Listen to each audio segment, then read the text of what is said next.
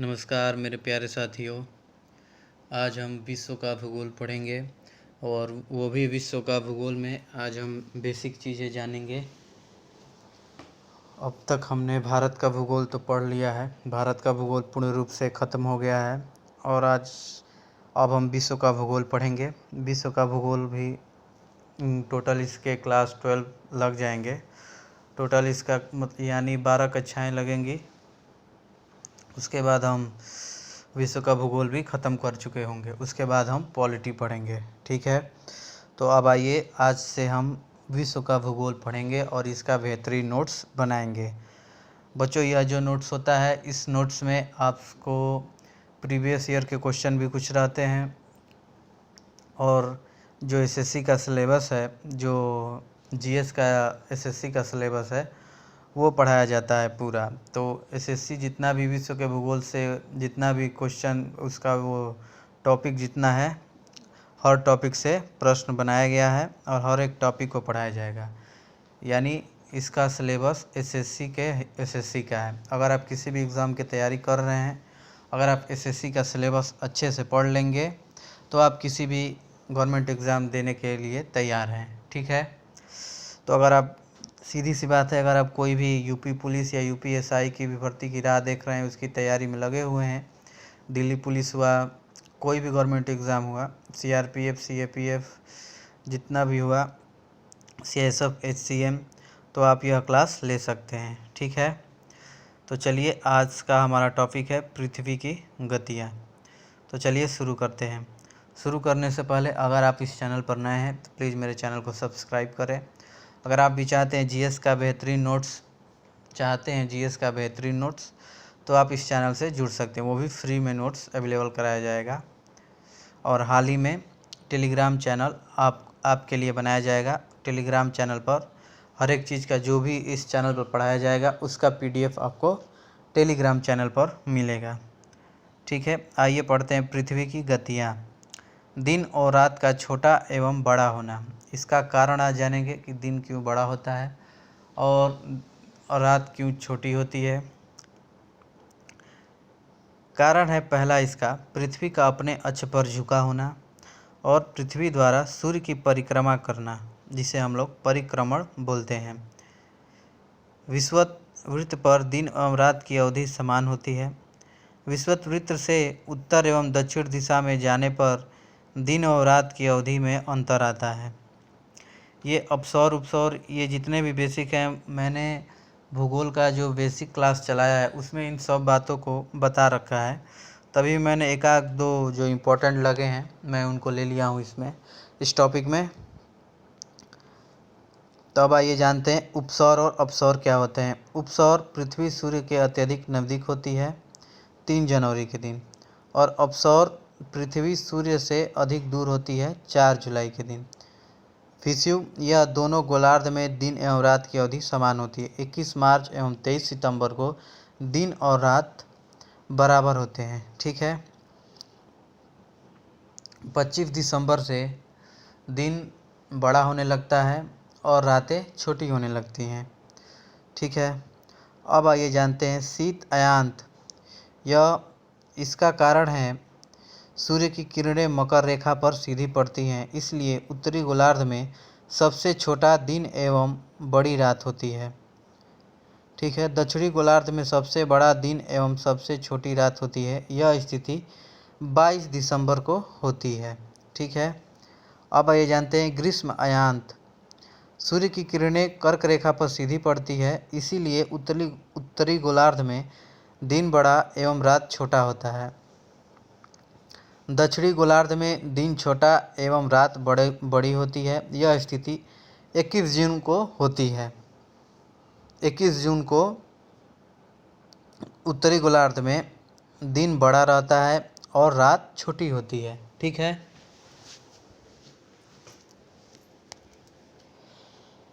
अब आइए जानते हैं विषुव। दिन एवं रात की अवधि दोनों गोलार्ध पर बराबर होती है। यह स्थिति 21 मार्च और 23 सितंबर को होती है, ये आप तो जान ही गए। अब आइए वसंत विषुव के बारे में जानते हैं। स्प्रिंग इक्विनॉक्स, जिसे हम इंग्लिश में बोलते हैं।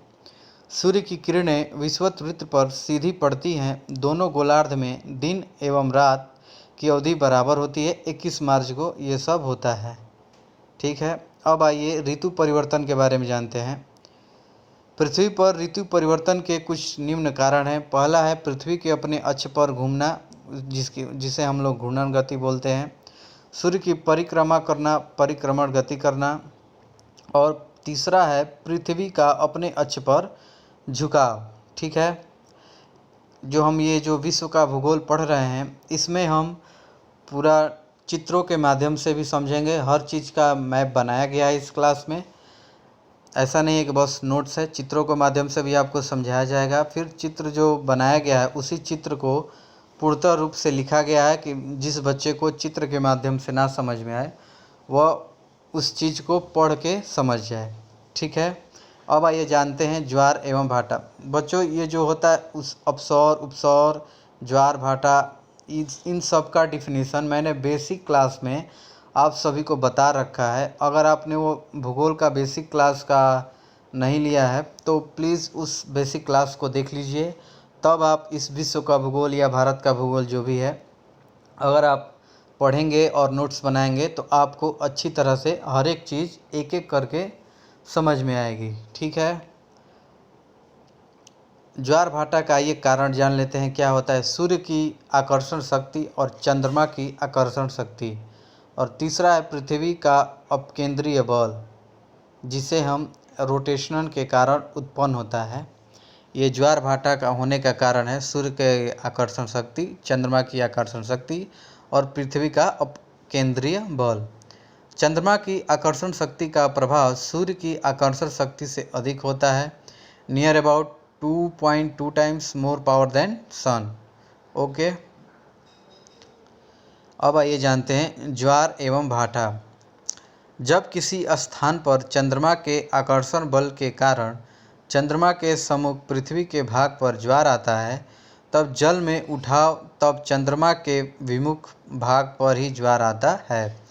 विमुख भाग पर ज्वार आने का कारण एकमात्र कारण है पृथ्वी का अपकेंद्रीय बल, जिसे हम सेंट्रीफ्यूगल फोर्स बोलते हैं, जो पृथ्वी के घूर्णन को संतुलित करने के लिए आता है। आप चित्रों के माध्यम से समझ सकते हैं। ये जो पृथ्वी है, पृथ्वी के लोअर साइड और लो टाइड से आती है। जो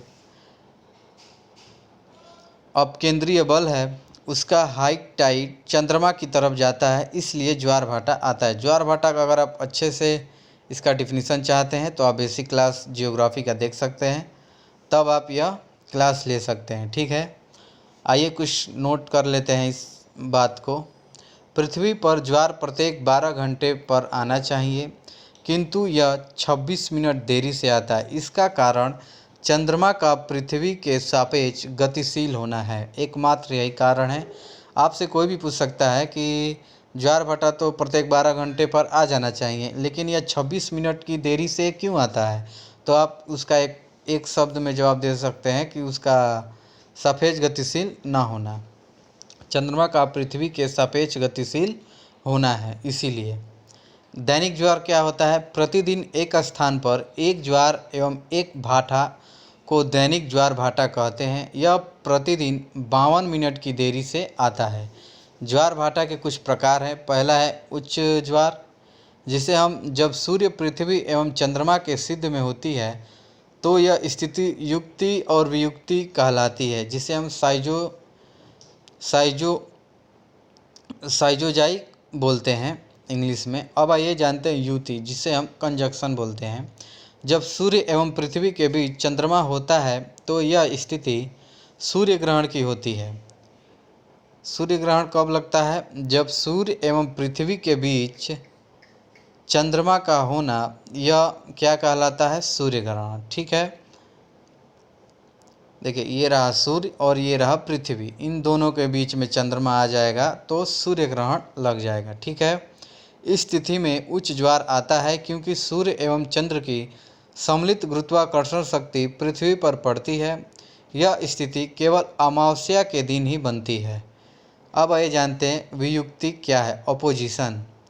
जब सूर्य एवं चंद्रमा के बीच पृथ्वी आ जाती है तब क्या होता है, चंद्र ग्रहण लगता है। देखिए चित्रों के माध्यम से बताया गया है। ये जो गोला करके एस बनाया गया है यह सन है, और ये गोला करके ई लिखा गया है इस पर, ये अर्थ है। फिर गोला करके एम लिखा गया है, यह मून है। यानी चंद्रमा, पृथ्वी और सूर्य। जब सूर्य और चंद्रमा के बीच पृथ्वी आएगी तब चंद्र ग्रहण की स्थिति होती है, यानी चंद्र ग्रहण लगता है। ठीक है। यह स्थिति में ज्वार आता है क्योंकि सूर्य एवं चंद्र की गुरुत्वाकर्षण शक्ति एक साथ पृथ्वी पर लगती है। यह स्थिति केवल पूर्णिमा के दिन ही बनती है। ठीक है। अतः सिजकी की स्थिति युक्ति एवं वियुक्ति महीने में अमावस्या एवं पूर्णिमा के दिन ही बनती है। अमावस्या एवं पूर्णिमा को उच्च ज्वार घटित होता है। निम्न ज्वार क्या होता है, आइए इसे जानते हैं। प्रत्येक मास में शुक्ल पक्ष तथा कृष्ण पक्ष की सप्तमी और अष्टमी को सूर्य तथा चंद्रमा समकोणिक स्थिति में होते हैं। ये मिलकर समकोण बनाते हैं। इस स्थिति में सूर्य एवं चंद्रमा का ज्वारोत्पादक बल एक दूसरे के विपरीत कार्य करते हैं। इस कारण निम्न ज्वार आता है। कृष्ण पक्ष एवं शुक्ल पक्ष की सप्तमी एवं अष्टमी है। ये चित्रों के माध्यम से आप देख सकते हैं। सूर्य और पृथ्वी, उसके बाद चंद्रमा, सूर्य ग्रहण एवं चंद्र ग्रहण। आइए जानते हैं। हेडिंग डालिएगा, सूर्य ग्रहण एवं चंद्र ग्रहण। पूर्णिमा के दिन पृथ्वी पर चंद्रमा का संपूर्ण भाग प्रकाशित महीने में केवल एक बार ही दिखाई देता है और यह पूर्णिमा का दिन होता है। अमावस्या के दिन महीने में केवल एक बार चंद्रमा का संपूर्ण अप्रकाशित भाग पृथ्वी के सामने होता है, अमावस्या कहलाता है। चंद्र ग्रहण, जब पृथ्वी सूर्य और चंद्रमा के बीच होती है यह वियुक्ति की स्थिति होती है। यह हमेशा पूर्णिमा की रात को होता है। चंद्र ग्रहण वियुक्ति की स्थिति सूर्य, पृथ्वी और चंद्रमा है। सूर्य ग्रहण जब चंद्रमा सूर्य और पृथ्वी के बीच आ जाता है तो यह युक्ति की स्थिति होती है और यह हमेशा अमावस्या की रात को होता है। सूर्य ग्रहण युक्ति की स्थिति है जब सूर्य और पृथ्वी के बीच में आएगा चंद्रमा। ठीक है। एक वर्ष में अधिकतम 7 चंद्र ग्रहण एवं सूर्य ग्रहण लगता है। ठीक है, इस बात को हमेशा ध्यान में रखिएगा। प्रत्येक पूर्णिमा को चंद्र ग्रहण एवं प्रत्येक अमावस्या को सूर्य ग्रहण न आने का कारण है। वैसे तो प्रत्येक पूर्णिमा को चंद्र ग्रहण और प्रत्येक अमावस्या को सूर्य ग्रहण होना चाहिए, किंतु ये वर्ष में 7 बार ही होते हैं। इसका कारण चंद्रमा का अपने अक्ष पर 5 डिग्री का झुकाव का होना है। इस कारण जब तक चंद्रमा और पृथ्वी एक ही बिंदु पर परिक्रमण पथ पर पहुंचती हैं उस समय चंद्रमा अपने अक्षीय झुकाव के कारण थोड़ा आगे निकल जाता है। इसी कारण प्रत्येक पूर्णिमा और अमावस्या के दिन सूर्य ग्रहण और चंद्र ग्रहण नहीं लगता है। बात आपको समझ में आ गई? अब नोट करके लिख लीजिएगा। सूर्य ग्रहण के समय बड़ी मात्रा में पराबैंगनी किरणों का उत्सर्जन होता है और पूर्ण सूर्य ग्रहण के समय सूर्य के परिधीय क्षेत्रों में हरित वलय की स्थिति बनती है। ठीक है। अब नया हेडिंग डालिएगा, अक्षांश एवं देशांतर। अक्षांश क्या होता है, आइए इसको आपको बताते हैं और आप बेहतरीन देखिए। चित्रों को भी बनाया गया अच्छे तरह से, आपको चित्र को माध्यम से भी समझाया जाएगा और आप लिख सकते हैं।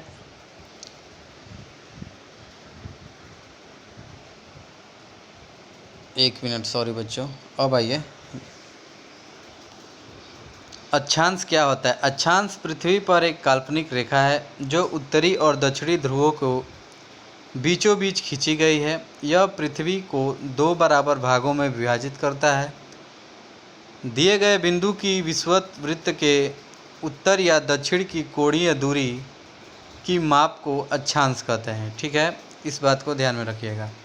जिसे विषुवत वृत्त से दोनों ध्रुवों की ओर अंशों में मापा जाता है उसे हम अक्षांश बोलते हैं। ठीक है, यह अक्षांश की परिभाषा हम लिखे हैं। और ये जिसे विषुवत वृत्त से दोनों ध्रुवों की ओर अंशों में मापा जाता है अक्षांश को। ठीक है, नोट करके लिखिएगा। उत्तरी ध्रुव से जब दक्षिण की ओर जाते हैं तब ध्रुव तारे की किरणों का आपतन कोण का मान घटता जाता है।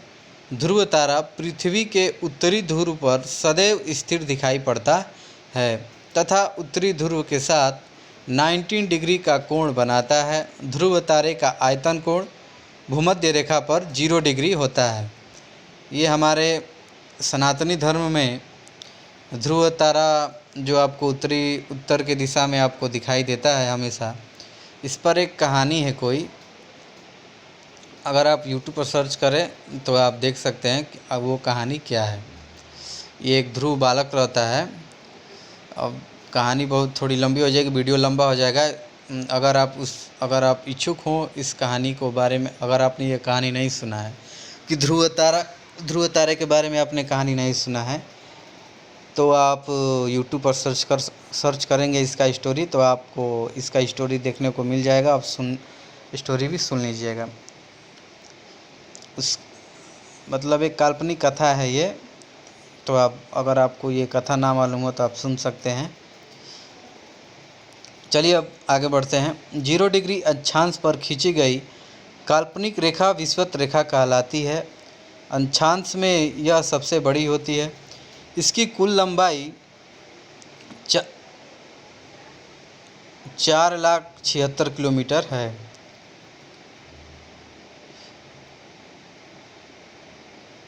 ये जो मैंने ये चित्र दिखाया महत्वपूर्ण अक्षांश, ये ध्रुवी, उपध्रुवी, आवाज़ कट रहा है लग रहा है। 0 डिग्री अक्षांश पर खींची गई काल्पनिक रेखा विषुवत रेखा कहलाती है। अक्षांश में यह सबसे बड़ी होती है। इसकी कुल लंबाई 40,076 किलोमीटर है। कहीं दहाई सकड़ा 10,000 40,076 किलोमीटर। ठीक है, अक्षांशों की कुल संख्या 180 है। इस बात को ध्यान रखिएगा, ये नोट में ज़रूर लिख लीजिएगा। अक्षांशों की कुल संख्या 180 है। ठीक है, ध्रुवीय भाग को उच्च अक्षांश तथा भूमध्य रेखीय भागों को निम्न अक्षांश लो लैटिट्यूड कहते हैं।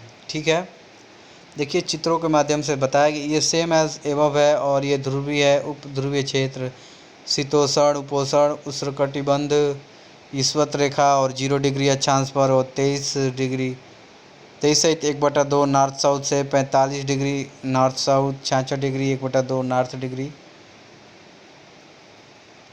ये जो चित्र है इन सबको यहाँ पर लिखा गया है, आप देख लीजिएगा। अब आइए जानते हैं देशांतर के बारे में जानते हैं। पृथ्वी पर उत्तर से दक्षिण की ओर खींची जाने वाली काल्पनिक रेखा देशांतर रेखा कहलाती है। देशांतर रेखाएं अर्धवृत्ताकार होती हैं। देशांतर रेखाओं के बीच दूरी ध्रुव पर 0 होती है। देखिए ये अक्षांश की लाइनें हैं, ये जो ऐसे है, इस चित्र के माध्यम से बताया गया, ऐसे बनाया गया ना, ऐसे ये अक्षांश रेखा। और ये कौन सी है? देशांतर। ये जो ऐसे बनाया गया है, 1 मिनट, ये देख सकते हैं चित्र में बनाया गया ना, ऐसे ये ऐसे, फिर ऐसे सी टाइप का, ऐसे पूरा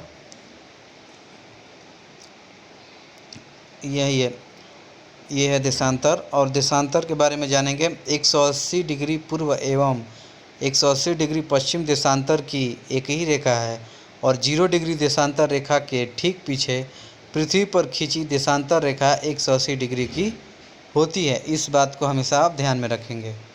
ठीक है, और 2 देशांतर रेखाओं के बीच की दूरी 111.32 किलोमीटर होती है। देशांतर रेखाओं के बीच की दूरी ध्रुवों पर 0 डिग्री होती है। ठीक है, ध्रुवों की तरफ जाने पर 2 देशांतर रेखाओं के बीच की दूरी घटती जाती है, और एवं ध्रुवों पर यह रेखाएं एक दूसरे से मिल जाती हैं, अतः बीच की दूरी 0 हो जाती है। कारण समझ में आ गया होगा आपको। इस देशांतर के बारे में हर चीज़ लिखा गया है। अब आइए देशांतर एवं समय गणना, इसको आप समझिए। भारतीय समय का निर्धारण 82 सहित 1/2 डिग्री ईस्ट डिग्री देशांतर पर होता है, जो GMT प्लस 5 सहित 1/2 आवर होता है। पृथ्वी 24 घंटे में 360 डिग्री देशांतर घूम जाती है, इसलिए पृथ्वी की घूर्णन गति 15 डिग्री देशांतर प्रति घंटा या प्रति 4 मिनट में 1 डिग्री देशांतर है। इस बात को आप हमेशा ध्यान रखेंगे, जो नोट में लिखा है उस बात को आपको हमेशा याद रखना है, हमेशा। ठीक है, चूँकि ध्रुवों पर सभी देशांतर एक दूसरे को काटते हैं, अतः ध्रुव पृथ्वी पर समय विभिन्न स्थान पर होता है। ठीक है, अब आइए जानते हैं अंतर्राष्ट्रीय तिथि रेखा के बारे में जानेंगे। पृथ्वी धरातल पर 360 डिग्री देशांतर रेखाएं हैं। 180 डिग्री देशांतर रेखा को अंतर्राष्ट्रीय तिथि रेखा कहते हैं।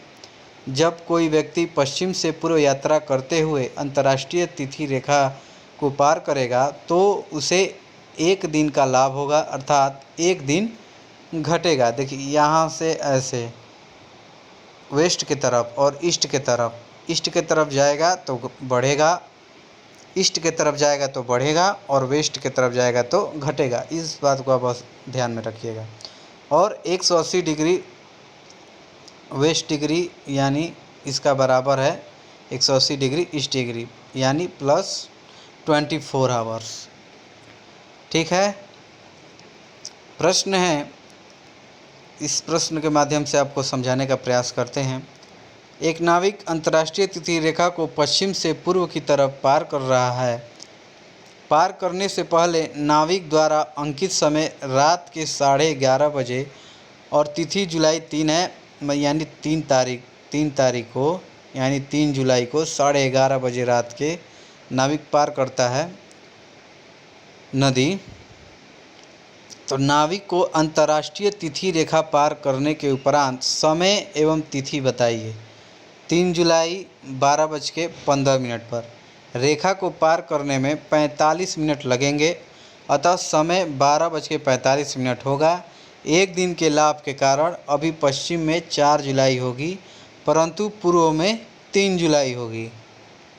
ठीक है, पृथ्वी की ये थोड़ी गहरी बात है, ऐसे मतलब एग्ज़ाम में तो ये मतलब नहीं पूछता है इन सब के बारे में। ये एक जानकारी के रूप में आपको बताया गया है कि आपको जानकारी रहेगी दिन और रात कैसे होते हैं, डेट और ये जो तारीखों का बदलाव है कैसे होता है, तो इन बातों को आपको समझाया गया है अच्छी तरह से।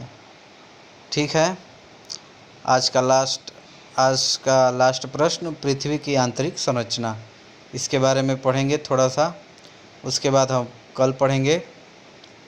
पृथ्वी के आंतरिक भाग को 3 बृहद मंडलों में विभक्त किया गया है।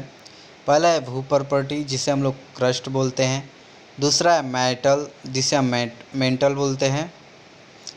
तीसरा है क्रोड, जिसे हम कोर बोलते हैं इंग्लिश में। ठीक है, भूपर्पटी, जिसे भूपटल या भूपृष्ठ भी बोलते हैं। आइए पहले को समझते हैं। ऊपरी क्रस्ट का औसत घनत्व 2.8 एवं निचले क्रस्ट का 3.0 है।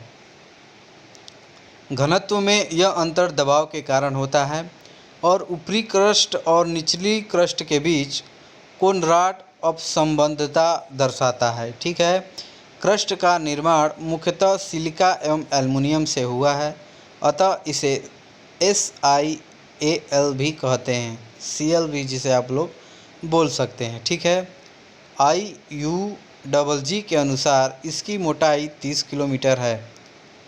IUGG के अनुसार इसकी मोटाई 30 किलोमीटर है। महाद्वीपीय भाग में 30 किलोमीटर एवं महासागरीय भागों में 5 किलोमीटर है। भूपर्पटी के बारे में बताया जा रहा है। महासागरीय क्रस्ट का घनत्व महाद्वीपीय परत के घनत्व से अधिक है। इसका प्रभार है पृथ्वी का 83% आयतन एवं 67% द्रव्यमान के लिए हुआ है। और निचले क्रस्ट और ऊपरी मेटल के बीच मोह का असंबंधता है। मेटल का निर्माण मुख्यतः सिलिका एवं मैग्नीशियम से हुआ। इसे सीमा भी कहा जाता है, जिसे हम SiMa लिखा गया, जिसे आप सीमा भी बोल सकते हैं। ठीक है, याद रखने के लिए बच्चों आज के लिए बस इतना ही रखते हैं। जैसा कि आज हम लोगों ने विश्व का भूगोल पढ़ा और कुछ इम्पोर्टेंट बातें जिसका बेसिक बारे में आपको बताया गया है। कल से आप पूरा अच्छे से पढ़ेंगे और भी ज़्यादा विस्तार से। इनमें कुछ बेसिक प्रश्न भी आए थे और प्रीवियस ईयर क्वेश्चन भी मैंने इसमें दो तीन ठो डाले थे। तो चलिए अब मिलते हैं नेक्स्ट वीडियो में। भारत का भूगोल अब पढ़ रहे हैं, ठीक है। चलिए मिलते हैं नेक्स्ट वीडियो में, तब तक के लिए अपना ख्याल रख। अगर यह सेशन आपको पसंद आया हो तो आप इस चैनल को सब्सक्राइब कर सकते हैं और लाइक भी कर सकते हैं, ठीक है। जय हिंद, जय भारत।